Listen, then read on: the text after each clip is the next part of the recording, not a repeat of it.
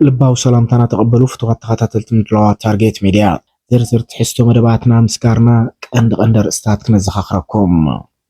ዋና አዛዚ ግንባር ምዕራብ ብርጋዴር ጀነራል ምግባይ ሃይለ ብዛዕባ ርክብ ህዝብታት ትግራይ ንኤርትራ ነመልኪቱ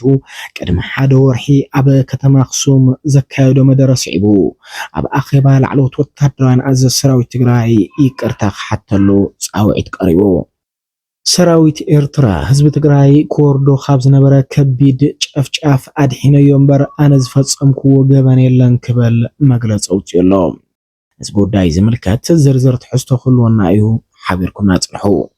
ቀዳማይ ሚኒስትር አብይ አሕመድ ካብ ስልጣን ክወርድ ዝፅውዑ ሰፋሕቲ ሰላማዊ ሰልፊ ኣብ ክልል ኣምሓራ ይሳለጡ ኣለዉ። ኣብዞም ሰልፍታት አብይ ቀታሊ ዝብሉን ካልኦት እቲ ቀዳማይ ሚኒስትር ካብ ስልጣን ክወርድን ዝፍጽሞም ዘለዉ ገበናት ማሕበረሰብ ዓለም ክፈልጦም ዘዘኻኽሩን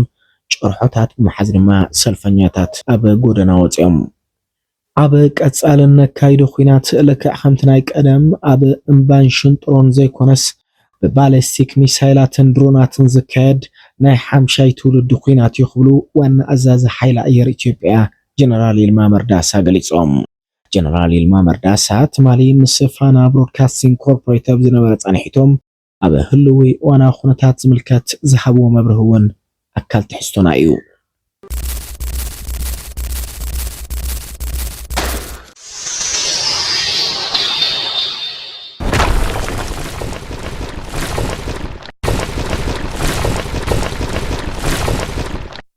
ህዝቢ ትግራይ ኣብቲ ዝሓለፈ ናይ 2 ዓመት ደማዊ ኩናት ከወርዶ ካብ ዝነበረ ከቢድ ናይ ዘር ምጽናት ጨፍጫፍ ኣድሒነዮ እምበር ኣነ ዝፈጸምክዎ ገበን የለን ክብል መንግስቲ ኤርትራ ገሊጹ። ኣብ ዝቕነ ምስ ቅንያት በዓል ሕዳር ጽዮን ብዝተኣሳሰር ኣብ ከተማ ኣክሱምን ካልኦት ዝተፈላለዩ ከባብታት ትግራይን ብልፍንታውያን ወረርቲ ሓይልታትን ዝተፈጸሙ ገበን ዘር ምጽናት ጄኖሳይድ ንምዝካር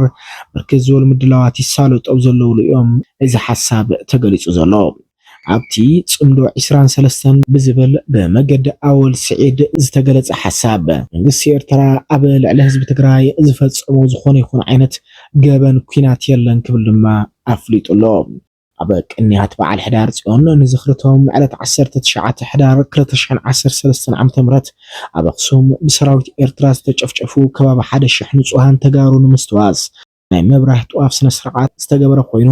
ኣብ ትበዓል 21 ሕዳር ድማ ብተመሳሳሊ ናይቶም ብማርያም ደንገላት ዝተቐተሉ ንጹሃን ተጋሩ ዝኽሪ ተሳሊጡ።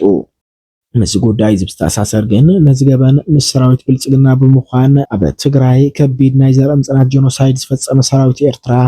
ካብ ትደም ንጹህ የኽብል መግለፂ ኣውፅኡ ኣሎ። እቲ ስርዓት ብመገዲ ኣወል ስዒድ ኣቢሉ ኣብ ዘወልዞ ሓበሬታ ሻዕብያ ኣብ ትግራይ ወላ ሓደ ዝፈጸሞ ጨፍጫፍ የለን እኳ ደኣስ ብልጽግና ነዚ ህዝቢ ኣዳሊሉ ካብ ዝነበረ ከቢድ ናይ ዘር ምጽናት ገበናት ኣድሒናዮ ኢና ክብል እዩ ገሊጹ ዘሎ። ሻዕብያ ብመሰረቱ ዶኩሜንታት መሓዝን ቪድዮታት ነሳኣልን ናይ ምስናድ ታሪክ ዘለዎ ውድብ ዝበለ ኣወል ስዒድ ኣብ ትግራይ ዝተፈጸሙ ዘር ምጽናት ጄኖሳይድ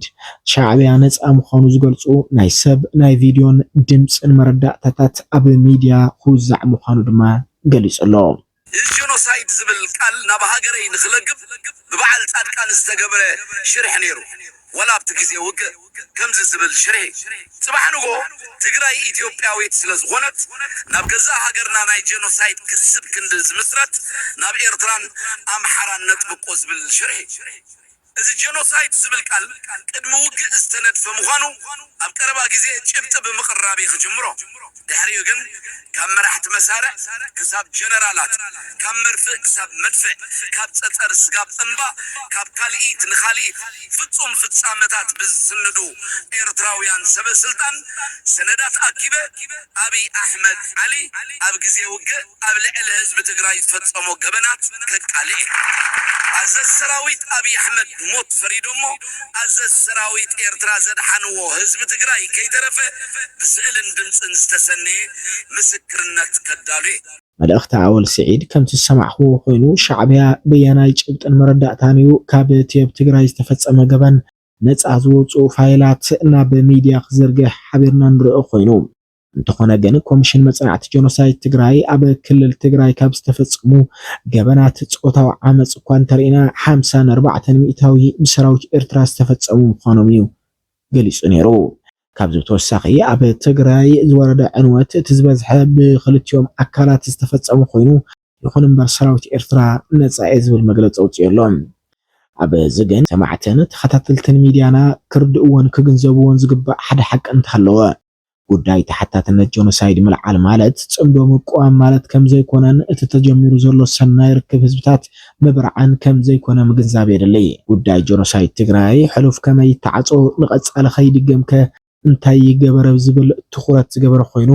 ተሓታትነት ብምስፋን ንቐጻለ ክልቲኦም ህዝብታት ብሰላምን ፍቕርን ዝነብሩሉ መንገድታት ንምጥጣሕ ሓጋዚ ምዃኑ እውን ንኣምን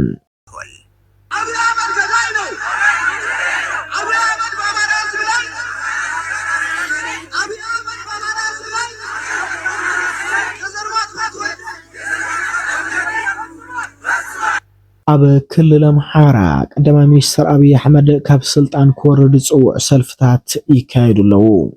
እዞም ሰልፍታት ድሕርቲ ኣብ ጎጃም ሰከላ ዝተባሃለ ወረዳ ብሰራዊት ብልጽግና ዝተፈጸመ ኣሰቃቂ ቅትለት 7 ንጹሃን ዜጋታት ዝካየድ ዘሎ እዩ ኣብቲ ሰልፊ ድማ ኣብይ ቀታሊ እዩ ኣብ ልዕሊ ህዝቢ ኣምሓራ ዘርኢ መሰረት ዝገበረ ጥቕዓት ደው ይበል ዝብሉን ካልኦት ጭርሖታትን ብሰልፈኛታት ክስምዑ ዝወዓሉ ኮይኖም ብኻልእ ገጽ ግን ነቲ ኣብቲ ክልል ዝካየድ ዘሎ ጽዕጽዕ ኩናትን ኣብ ከተማታት ዝሳለጥ ዘሎ ናይ ተቃውሞ ሰልፍታትን ንምዕፋን ሚድያታት ማእኸል ዓዲ ነቲ ካብቲ ብእስክንድር ነጋ ዝምራሕ ዝነበረ ናይ ጎንደር ኣምሓራ ፋኖ ሰሊሙ ኢዱ ንሰራዊት ብልጽግና ዝሃበ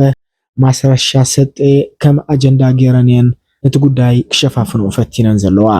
ማስረሻ ሰጤ ቅድሚ 2 መዓልቲ ኣቢሉ ምስ ካልኣዩ ካብቲ ብእስክንድር ነጋ ዝምራሕ ዕጡቕ ሓይሊ ኣምሓራ ፋኖ ጎንደር ብጉድለ ስነ ምግባር ካብ ዝኾነ ይኹን ምንቅስቓሳት ተኣጊዱ ዝነበረ ምዃኑ እውን ፋኖ ዘውፅኦ መግለፂ ይሕበር ላዕለዋይ ወታደራዊ ኣዛዚ ሰራዊት ትግራይን ዋና ኣዛዚ ግንባር ምዕራብ ትግራይን ጀነራል ምግበ ሃይለ ኣብቲ ቅድሚ ሓደ ሰሙን ኣቢሉ ዝተዛዘመ ኣኼባ ላዕለዎት ኣዛዚ ሰራዊት ትግራይ መጠንቀቕታ ከም ዝተዋህቦ ተኣማኒ ሓበሬታታት ምውዛዕ ዝፍለጥ መርበብ ሓበሬታ ኢትዮ ፎረም ገሊጹ ለዛም ይመስላል ከአንድ ሳምንት በፊት በተጠራና ጀነራል ታደሰ ወረደ በመሩት የከፍተኛ ወታደራዊ አዛዦች ስብሰባ ላይ ጀነራል ምግበይ ጠንካራ ያለ ወቀሳን ያስተናገዱት በስብሰባው ከታደሙ ምንጮች እንደሰማነው በምን ኃላፊነትና ውክልና ያንን ጥሪ እንዳቀረቡ ጥያቄ ቀረበላቸው ጀነራል ምግበይ ኣብታ ኣኼባ ጀነራል ምግበ ሃይለ ቅድሚ ሓደ ወርሒ ኣቢሉ ብዛዕባቲ ኣብ ኣኽሱም ዘካየዶ መደረ ዝምልከት መብርህ ንኽበሉ በቶም ላዕለዎት ወታደራውያን ኣዘዝቲ ዝተሓተተ ኮይኑ እቲ ጀነራል ኣብ ሓወልቲ ኣኽሱም ኮይኑ ዘሕለፎ መልእኽቲ ንህዝብን መንግስትን ኤርትራ ጻውዒት ሓቢርካ ምስራሕ መልእኽቲ ኣሕሊፉ ምንባሩ ይዝከር ስለዚ ሰላም ዝደሊ ናይ ኤርትራ ህዝብን መንግስትን ንሰላም ደው ምባል ክንቅጽለሉ ኢና ጆኖሳይድ ንዝቐጽል ሓይሊ ከዓ ኩሎም ጆኖሳይድ ዝቃወሙ ሓይልታት ኣብ ከባቢና ዘለዉ ኣምሓራ ይኹን ኤርትራ ይኹን ኣጎብ ይኹን ዓፋር ኣብ ጎኒ ህዝቢ ትግራይ ክኾኑ ኣብ ጎኒ ሰራዊት እዚ ክኾኑ ከዓ በዚ ኣጋጣሚ እዚ መልእኽትና ንሕልፍ ነዚ ጉዳይ ዝምልከት ጀነራል ምግበ ሃይለ መብርሂ መልስን ዝሃበ ኮይኑ እቲ ጻውዒት ናይ ሰላም ጻውዒት ምዃኑ ብምግላጽ ንሰራዊት ኤርትራን መንግስቲ ኤርትራን ተቐንጭቡ ክውሰድ ከም ዘይግብኦን ንኩሎም ኣብዚ ዞባ ዝርከቡ ሓይልታት ናይ ሓቢርካ ምስራሕ ጻውዒት ተቕሪቡ ምንባሩ እዩ ገሊጹ እንተኾነ ግን ሓደ ኣዛዚ ግንባር በየናይ ናይ እዝን ወታደራዊ ሰንሰለትን እዩ ነዚ መልእኽቲ ዝኽሕልፍ ዝብል ሕቶ ግን እቲ ጀነራል ይቅርታ ከም ዝሓተተሉ እውን ክፍለጥ ተኻኢሉ ትግራይ አደጋ ላይ ባለችበት በዚህ ወሳኝ ምዕራፍ ሁሉም የሚቻለውን ሊያደርግ ይገባል በሚል መንፈስ ያንን ጥሪ እንዳቀረቡ ገልጸው ሆኖም ግን የእዝና የኃላፊነት እርከን ሳይጠብቁ ያንን ይፋዊ ጥሪ ማቅረባቸው ስህተት መሆኑን በመተማመን ላይ እንደተደረሰበትም ተሰምቷል። ዋና አዛዚ ኃይል አየር ኢትዮጵያ ጀነራል ይልማ መርዳሳ ኣብ ቀጻልነ ካይዶ ኩናት ኣብ ጎቦን ሽንጥሮን ዘይኮነስ ብባላስቲክ ሚሳይላትን ድሮናትን ዝተሓገዘ ናይ ሓምሻይ ትውልዲ ውግእ ይኽብሉ ገሊጾም ሰራዊት ኢትዮጵያ በቲ ቅድሚ ሕዚ ዝመጾ ካይዳ እናተዋግእ ከም ዘይቅጽል ዝገለጹ ጀነራል ይልማ መርዳሳ ልክዕ ከምቲ ናይ ኢራንን እስራኤልን ሰማይ ይኸውን ኩናትና ክብል ድማ ገሊጾም ኣለዉ ሰራዊት ኢትዮጵያ ሕዚ ሃኒጽዎ ዘሎ ዓቕሚ ዘተኣማምኑ ዝበሉ እቶም ጀነራል ቀድም ኢሉ እውን ንሕና ከይፈቀድና ይትረፍ ናይ ካልኦት ሃገራት አውሮፕላናትን ድሮናትን ሽላኳ ከበርር ይኽእልን ኢሎም ገሊጾም ምንባሮም ዝዝከር እዩ።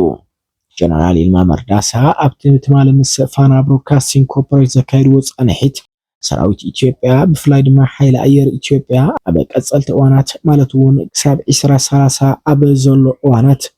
ኣብ ኣፍሪቃ እቲ ዝሓየለ ወታደራዊ ሓይሊ ኣየር ንምዃን ተሊሙ ይንቀሳቐስ ምህላው ገሊጾም ቀዳማይ ሚኒስትር አብይ አሕመድ ብዝህብዎ ትእዛዝ እቲ ሓይሊ ኣየር ካብ ግዜ ናብ ግዜ ዓቕሙና ጎልበተ ይኸይደሎ ዝበሉ ጀነራል ይልማ መርዳሳ እንተኾነ ግን ኣብ 7 ዓመት መሪሕነት ስልጣን አብይ አሕመድ ሓይሊ ኣየር ኢትዮጵያ ብሱዳን ዝተጎበጠ ልፍሙዕ መሬት ኣልፋሽጋ ኮነ ኣብ ትሕቲ ዕጡቃት ሓይሊ ደቡብ ሱዳን ዝርከብ ብወርቂ ዝሃብተመ ኣብ ክልል ጋምቤላ ዝርከብ ግዝኣት ኢትዮጵያ ከመልስ ኣይከኣለን እኳ ደኣስ መዓልታዊ ኣብ ልዕሊ ሰላማውያን ዜጋታት ነፍሰ ጡራትን ህፃናትን ናይ ድሮን ጨፍጫፍ ብምውራድ ከቢድ ገበራት ይፍጽም ምህላው ይፍለጥ። ካሁን በኋላ የሚያጋጥመን ጦርነት ምሽግ ቆፍረ ምሽግ ውስጥ ቁጭ ብለ መድፍና ታንክ ጎትተ የምትዋጋው ጦርነት አይደለም። ይሄ አሁን ያለንበት 5ኛ 6ኛ ትውልድ የጦርነት ስልት ነው፣ የጦርነት አውድ ነው። ባርከስ ፍትዋት ተኸታተልቲ ምድላዋ ታርጌት ሚዲያ ሎሚ ኣብ ህልዊ እዋናዊ ኩነታት ድሂብና ንሳኻትኩም ዘካየድና ጻንሒት ንዝተኸታተልኩሞ ይመስል። ኣብ ምድላዋትና ንስልኩም ሓሳብ ሪቶ ኣብ ኮሜንት ቦክስ ኣቕምጡልና። ሰላም